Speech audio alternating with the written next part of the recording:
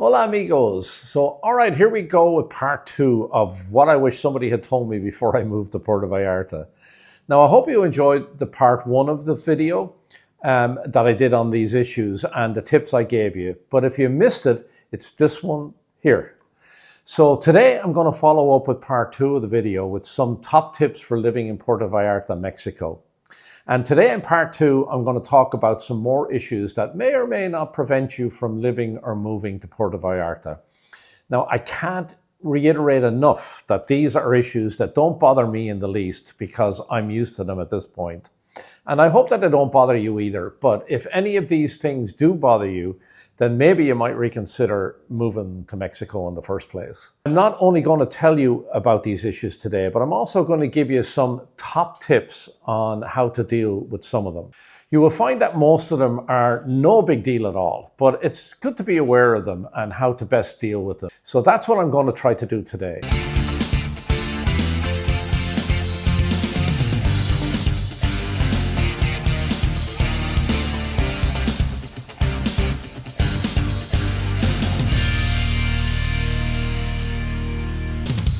Okay, before I start, I'd like to remind you that if you're so inclined to please like this video and please subscribe to our channel below because that really helps us out. Oh, and remember, whether you're thinking of moving to Puerto Vallarta in 9 days, 90 days, or 9 months, please feel free to contact me by phone, email, or text anytime so that you can be the first to know about the current market here in Puerto Vallarta. I get texts and emails and calls every day, and I answer them all. So please don't hesitate to reach out to me, and I'll help you make that smooth move to Puerto Vallarta. Now, Puerto Vallarta is a stunning place to live. Beautiful beaches, amazing weather, and a vibrant culture. But just like any other place, living here has its challenges. So if you're thinking about moving to or living in Puerto Vallarta, here are some important things that you'll want to know to make your life easier and avoid some common pitfalls. Let's start with one of the more practical aspects of living here, your money, cash, pesos. Now, Puerto Vallarta is a modern city, but when it comes to payment, a lot of places still prefer or only accept cash.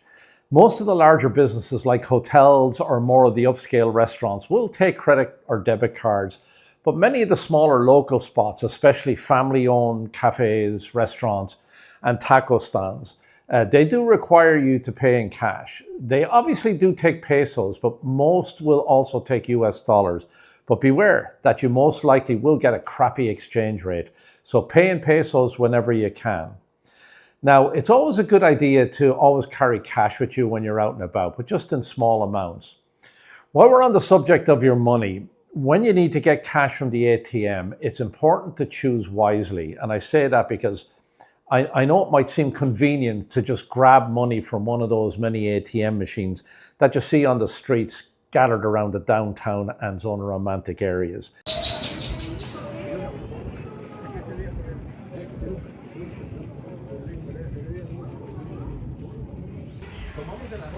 But trust me, you'll want to avoid these ones on the street corners and in those little corner nooks.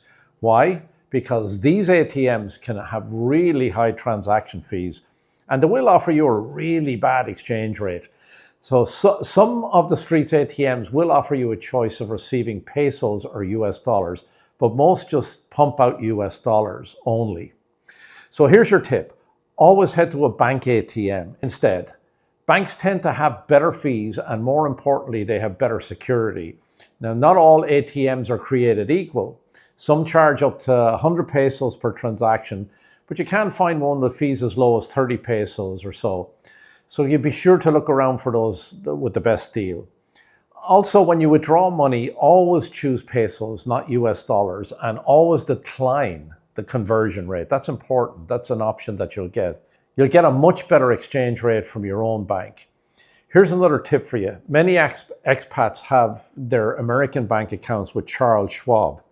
The reason being that they will credit all of your ATM fees back to you. So if you're using the ATM often, these are the guys to do your banking with. I transferred all of my accounts to Schwab and I control it all through their app on my phone. And I get credit every month for all of the ATM fees I incur when I withdraw some money. I also want to remind you about using your credit cards to purchase goods or pay your restaurant bill. 99% of the time, whether you pay your bill with your credit card, the vendor or server will bring a handheld credit card terminal to your table to charge the card. But for those places that might not do that, never ever give your credit card to the server or vendor to take some other place to charge it. Always go with them to the area that they have their fixed terminal. This way you can be certain that nobody has copied your card for use by them online later. Now, it's not a major problem these days, but back before the handheld terminals, there were a lot of credit card number theft. I myself once had a charge show up on the credit card paying for a Mexican electricity bill that wasn't mine. I gave the card to a waiter at a restaurant who took it in the back to run it. Lesson learned. Next, let's talk about pharmacies. There are many pharmacies in Puerto Vallarta, but be careful where you shop. The most reliable ones are places like Farmacia de la Hora and Pharmacia Guadalajara. These are legitimate, trustworthy options. On the other hand, some smaller, lesser-known pharmacies that you find in the downtown area and in the marina can charge outrageous prices, or they try to upsell you on products you don't really need. Now, these type of pharmacies will sell you all kinds of drugs without a prescription. Now, realize that many people like the fact that they can get certain drugs over the counter without a prescription, and a lot of people come down here to do that. But be aware that prices are high and you pay for that convenience. Okay, let's talk about a more, well, kind of messy subject, and that's dogs. Puerto Vallarta is a dog-friendly city, but you'll see plenty of dogs wandering around the streets, the street dogs. And while that comes with a downside, dog poop, with so many strays and dogs roaming free, you have to watch your step. Now, that doesn't happen a lot down in the downtown zone, romantic central area, but in certain neighborhoods, people don't always clean up after their pets. So just keep an eye on where you're walking, particularly in more residential areas. So speaking of a mess, garbage can also be an issue in some parts of Puerto Vallarta. It's not a big thing because they do pick up garbage regularly. In some neighborhoods, like say, for example, Versailles, it's not uncommon to see trash bags left out in a pile in the intersection of a street. In the early mornings, you'll see people just leaving their bags out before the trucks arrive. Now, they do come frequently. Let's move on to another important topic. Although it's not an everyday occurrence, you have to be careful that you don't get ripped off on your restaurant and any other bill for that matter. While tipping is expected here in Puerto Vallarta, especially in restaurants, of course, it's customary to leave tips between 15 to 20% for good service. But this is important. Always double check your bill before leaving a tip. Some restaurants may already include a tip in the final amount, or they might even sneak in other charges like an administrative fee or service charge. Always look to avoid paying more than what you need to, obviously. If you discover a charge on the bill that shouldn't be there and you have a hard time getting the staff to remove it, the best way to resolve it is to tell them you will be reporting it to Profeco, which is the Office of the Federal Prosecutor for the Consumer. So it's basically the Consumer Protection Agency of Mexico. That always scares the pants off them, and you'll get your bill adjusted very promptly.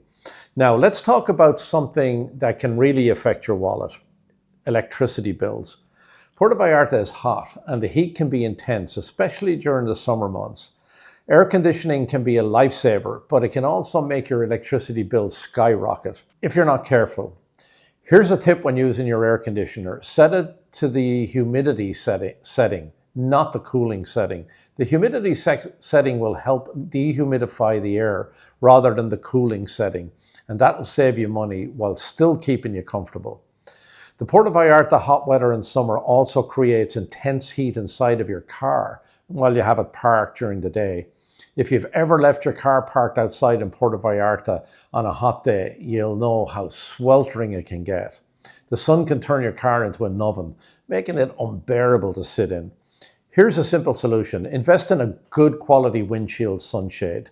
You'll see a lot of them around Puerto Vallarta. It'll keep the interior of your car cooler and much more comfortable. Throw a blanket over the driver's seat too if you have leather seats, and it'll keep you cooler so you don't burn your...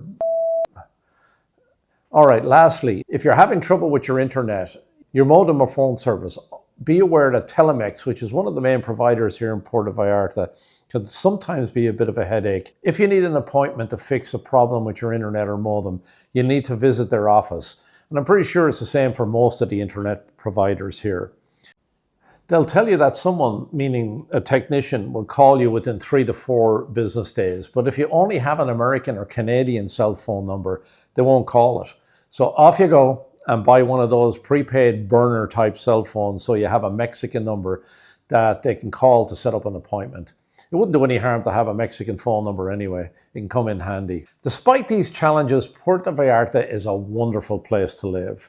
By knowing a few things in advance, whether it's handling cash, dealing with the heat, or just knowing where to shop for your meds, the more you know, the more you can avoid frustration and make the most of this tropical paradise. It's really about learning the rhythm of the city and adapting to the quirks that make the experience unique. I hope these tips help you get settled into life in Puerto Vallarta. And if you have any other questions or tips to share, drop them in the comments below. And don't forget to like, subscribe, and hit the bell icon for more tips and guides on living in this beautiful city. See you next time. Hasta luego.